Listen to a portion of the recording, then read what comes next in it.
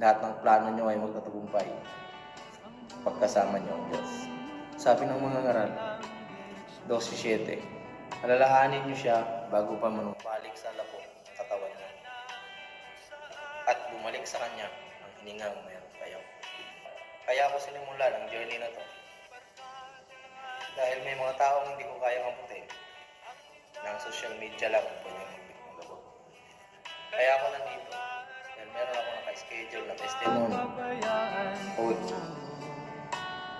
o naimbitahan tayo para magbigay inspirasyon sa mga batang nasa DSWD sa ngayon na pinanggalingan ko 19 years ago.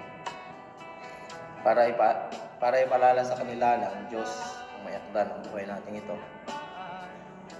At walang imposible kung magtitiwala tayo sa Diyos na ang tunay na pagbabago ang makikita natin sa buhay natin kung ang lahat ng plano natin ipagkatiwala natin sa Diyos.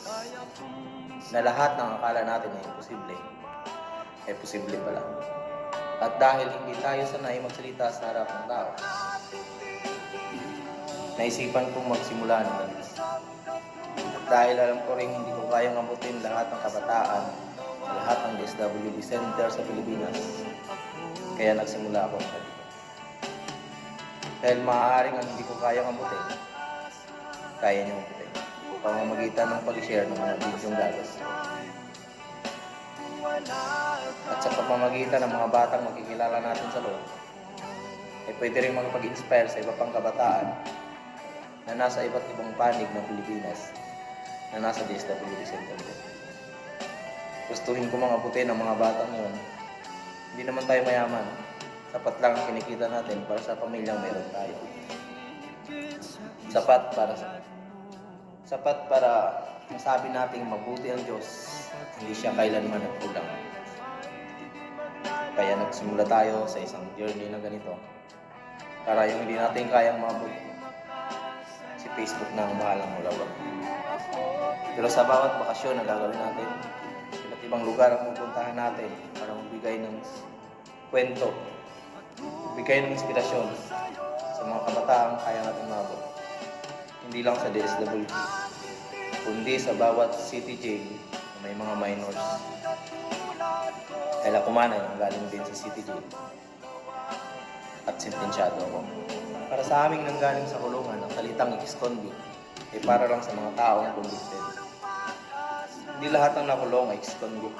Dahil sabi ng batas, habang hindi pa napapatunayan na ikaw ay may sala, ikaw ay suspect pa lang. Pero ang tingin ng karamihan sa mga nakakulong, lahat ay basura. Lahat ay kriminal, lahat ay pare-parehas. Pero hindi ba natin alam na marami sa nakakulong ang biktima lang. Biktima lang ng mga taong sa paligid nila. Yung mga nadamay lang. Pero nung lumabas, mas lalong naging masama. Alam niyo kung bakit? Dahil sa mapanghigang lipunan. Nangakala sa kanila ay basura na. Hindi na sila binigyan ng pagkakataon ng bagong buhay. Dahil sa lahat ng gagawin nila, nakabantay na sila. Yun yung dahilan kung bakit hindi kumukonti ang bilang ng mga taong nasa kulungan.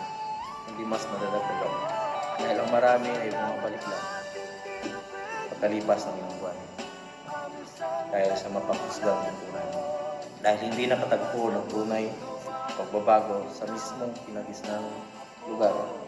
Hindi lahat ng nakakulong ay masama.